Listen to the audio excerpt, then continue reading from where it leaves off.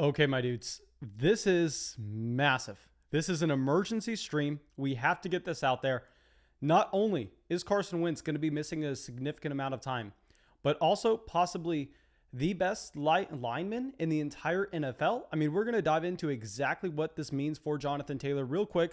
Let me pull up the live chat because I need to make sure everything with the stream is correct. I want to make sure that we get some people in here. Okay, so this is honestly so sad because obviously Jonathan Taylor is an elite level talent. And when you see this happen to him, it's not even an injury to Jonathan Taylor that has us panicking. It's just his overall situation gets significantly worse. I mean, you hate to see it for Jonathan Taylor. You hate to see it for anybody who drafted Jonathan Taylor earlier this year on Underdog. And now we have to try to look at him and figure out exactly how far he's going to be falling in fantasy drafts. So real quick, guys, because we're going to be live tonight, again, doing live drafts, like I've already said so many times before, YouTube hates it when you upload more than one video a day. I mean, if you go through, you look at all the top YouTube channels, they're all doing one video a day for a reason. Now, we're going to continue to do as many videos and as many live streams as I possibly can because I want to pump out as much content for y'all. But just to save this channel in the algorithm, because I don't want us to get downgraded for pumping out so much content, please make sure you're dropping a like on the live stream, or I guarantee you're not going to get notified whenever we go live with our live drafts. Make sure you subscribe to the channel, and most importantly, hit the bell next to the subscribe button if you want to ever have a shot to see our videos anywhere but the subscription page.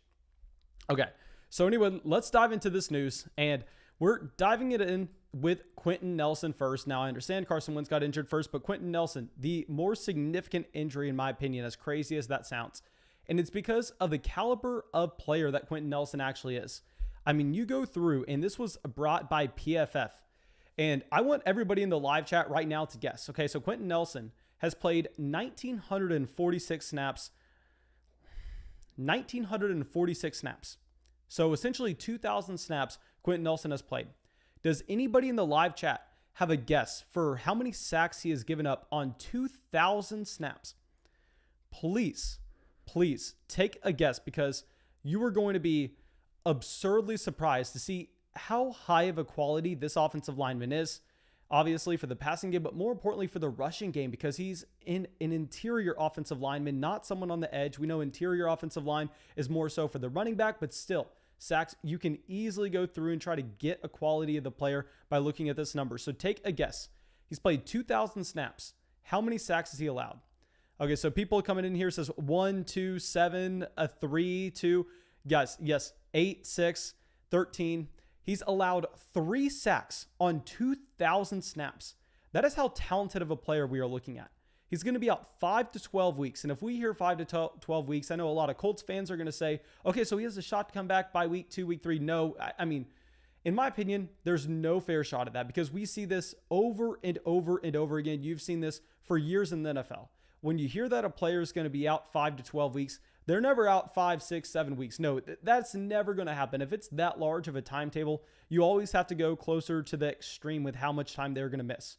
So let's not even assume that he's going to miss all 12 weeks. Let's just assume that you're actually going to have Quenton Nelson missing 10 weeks out of the 12. And if that's the case, he actually is coming back week 6. And if he's coming back week 6, that's a significant amount of time, especially if you're playing drafts over there on Underdog with us, where you know that those points at the beginning of the year, they're going to matter a lot. And a big thing is, with this overall offense getting worse, we have to understand that Nyheim Hines possibly gets more usage. Nyheim Hines possibly comes out here and he's in the game more often because maybe they're trailing, and we know that Nyheim Hines is going to be their preferred passing down 2-minute drill running back. So this is bad for the efficiency of Jonathan Taylor. This is bad for how often they're going to get to the red zone. This is bad for how many snaps he can possibly see because maybe the game script gets a little out of hand. And all of those same points roll into exactly what we're seeing with Carson Wentz, who is suffering from the same exact injury with that same 5 to 12 week timetable. So you assume that Carson Wentz also coming back October 11th, just say this is a player coming back in week 6.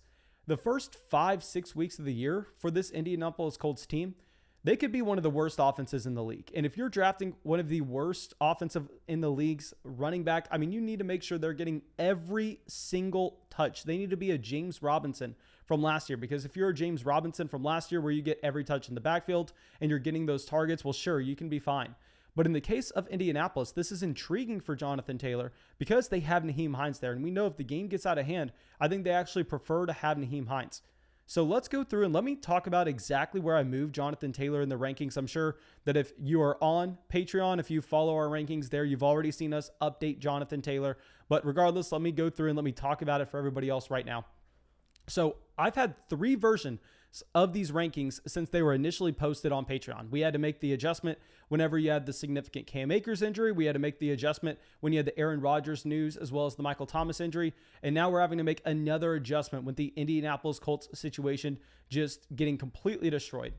So here we actually, in the first set of rankings, had Jonathan Taylor as our running back 6, and he was actually going to be going at the 6th, 7th overall pick, depending on your league format. So we had Jonathan Taylor as a mid-first round running back, given the fact that he's an elite talent running behind an elite offensive line. Well, in version 2, whenever you had the Carson Wentz initial injury and we didn't necessarily know what to expect, we actually moved him down from running back 6 down to running back 9. And if you look in the overall rankings, he actually fell to be an early 2nd round pick where he falls to 13 overall. So that's a dramatic fall off from what we had previously. Now, where he fell under is he fell under Ezekiel Elliott. Aaron Jones jumped over him, given the fact that we know Aaron Rodgers is now going to be in Green Bay. I think you easily take Aaron Jones over Jonathan Taylor. Austin Eckler also jumped over Jonathan Taylor in a PPR format. And Jonathan Taylor still remained ahead of Antonio Gibson, Nick Chubb, and Joe Mixon in those running back rankings before we had the official news on exactly how long Carson Wentz was going to be out. And we had the official news of Quentin Nelson going down to an injury. And now with those 2 pieces of variables coming in, we actually moved Jonathan Taylor down to our running back 13. So he's not even a top 12 running back for us. He's a running back 2 at this point. We moved him below Nick Chubb. We moved him below Joe Mixon. And we moved him below Clyde Edwards-Helaire. And I know a lot of people are going to see us that we ranked him below Clyde Edwards-Helaire. And trust me, guys, I understand Jonathan Taylor is a much better running back than CEH. But what you're going to be finding here is CEH looks to be a 3-down running back on the league's best offense, where Jonathan Taylor looks to be a 3-down, maybe committee running back if games start to get out of hand on one of the worst offenses in the NFL. So now I think that you safely have to have Clyde Edwards-Helaire over Jonathan Taylor. And I know that sounds crazy. Please let me know what you think about that in the live chat in the comment section below. And let me scroll down just slightly to show y'all where he's going in our overall rankings. So in our overall rankings with Jonathan Taylor, we actually moved him down from 13. Keep in mind, he was at 13. Now we moved him below Antonio Gibson, below DeAndre Hopkins, below Calvin Ridley, below Nick Chubb, below Joe Mixon, and below Clyde Edwards-Helaire. So now Jonathan Taylor is our 19th player overall in a PPR format. He's directly ahead of Najee Harris because I think with Najee Harris, you have a lot of the same concerns. And I believe that Jonathan Taylor is a better running back overall than Najee Harris.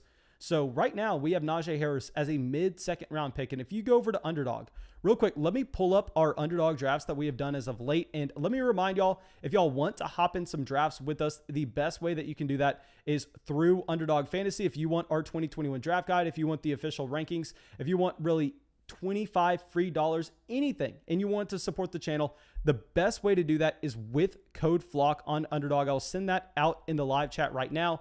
But I'm bringing this up because I want to go out and I want to look at where we've actually seen Jonathan Taylor go in the drafts last night. So these were drafts that you already had the Carson Wentz news. You know how long Carson Wentz was going to be out. And Jonathan Taylor in drafts last night, these were high stakes drafts at the same time. Let me pull it up. It may just take me 1 second, literally just 1 second. We're already here.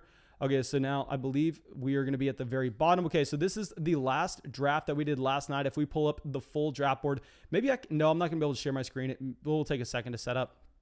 But anyway, actually, I'll share my screen for y'all. Let me know if y'all want me to share my screen. It will just only take a second. I have to go through and get the display capture. So you're going to see a black screen for a second, but give me 30 seconds and I'll fix it. Okay, so is that the right one? Yes, that's the right one. Okay, video, turn that on. Display capture. Let's set this up with Underdog. I'm sorry, guys. Just give me 1 second. I want to show y'all where he was going in real money, high stakes drafts last night. Okay, so here is the Underdog draft. Let's slide this down so everybody can see it.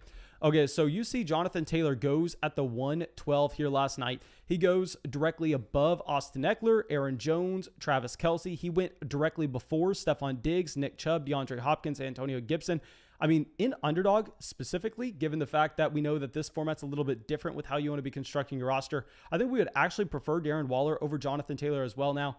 I mean, I'm not certain with that. Actually, let me walk myself back on that. No, I think we still prefer having Jonathan Taylor over Darren Waller, but I bump up Calvin Ridley over him. We bump up Joe Mixon, bump up Clyde Edwards-Helaire, who we ended up taking in this draft at the 210. Now let's go to some more drafts that we did last night, guys. Keep in mind that these were drafts last night. Okay, so let's go through. Let's look at completed. Let's go down to the bottom here. Let's pull up this full draft where this was a $50 draft that we did last night. And this one, I believe we actually selected from the 111. Oh yeah. So y'all can see exactly where I valued Jonathan Taylor last night as we were picking at the 111 and I wanted to go running back early. So we went with Aaron Jones over Jonathan Taylor. And then we had another opportunity to draft Jonathan Taylor in the second round. And instead we went with Austin Eckler as a running back that I believe is going to be playing in a better offense. And at the same time, get more usage in the receiving game. So Jonathan Taylor went here at the 203. I believe he is going to be falling behind Chubb, CEH. Let me know if y'all want Metcalf over Jonathan Taylor. In my rankings, I still kept JT over this wide receiver tier in a DK Metcalf and AJ Brown and Justin Jefferson, but I definitely moved him behind the DeAndre Hopkins and the Calvin Ridley. So guys, please let me know what y'all are thinking about where he should be going in drafts right now. And like I said, guys, we are going to be live streaming tonight. So if you want to see exactly where Jonathan Taylor is going in real money drafts, we are live streaming every single night, real money drafts leading up all the way until the season. If you actually want to get in one of those drafts, the best thing you can do is go to Underdog Fantasy, use promo code FLOCK, get a free $25 when you deposit 10, get our 2021 draft guide, get in a draft with us tonight. Show me where you value Jonathan Taylor. I'll send that link out in the live chat. Let me go through. Let me read what y'all are saying about Jonathan Taylor. George says, I drafted Jonathan Taylor in the second round. John says, I've been hearing that Jacob Eason has been dumping off to the running backs a lot, so his rushing may go down, but receiving may go up. My man, don't be reading training camp reports about where Jacob Eason in practice is throwing the ball. That is literally meaningless information, in my opinion. I think that's more so just training camp hype more than anything. Okay, Luke says he prefers Waller over Jonathan Taylor on Underdog. Justin says, why is it time to panic on Jonathan Taylor? I don't know if you've heard, but Quentin Nelson, one of the best offensive linemen in the entire NFL for Indianapolis, he is going to be out 5 to 12 weeks. We assume that he's coming back most likely about week 6 of the NFL year. So now you're going to go an entire month with no starting quarterback, with your best offensive lineman being out. And it's not just your best offensive lineman. It's one of the best offensive linemen in the entire draft. Greg says, Jonathan Taylor dynasty value. This doesn't affect his dynasty value that much, to be completely honest. ETN says he would be taking Jonathan Taylor in the mid-second round. Noah, who we talked to earlier today about making some more signs for the studio, said I'm going to hold Jonathan Taylor in dynasty. Yeah, in dynasty, I think you do need to hold Jonathan Taylor because obviously 1 month doesn't make a massive impact. Okay, so now let's go through. ETN says, can't sign for Underdog because I ain't in North America. I am sorry to hear that, my man. Okay, but guys, please, please, please, if y'all want to come out to our live stream tonight, you need to make sure you drop a like on this video because we are uploading 3 videos on back-to-back days. So I can tell you right now, YouTube hates us in the algorithm right now. So if you want to save this stream, if you want to save this video, if you want to be actually recommended our live stream tonight, where you can go out, you can draft on Underdog with me with promo code FLOCK, you need to make sure you're subscribed to the channel, hitting that bell next to the subscribe button, hitting that like button. And yeah, that should be it, my dudes. I really hope that I get y'all in some of those underdog drafts tonight. And it'll be really fun. I'll be live in probably about 5 hours. We're going to go live. And we're going to see exactly where Jonathan Taylor is going in real money drafts. But thank you for coming out, my dudes. And hopefully I'll see y'all tonight.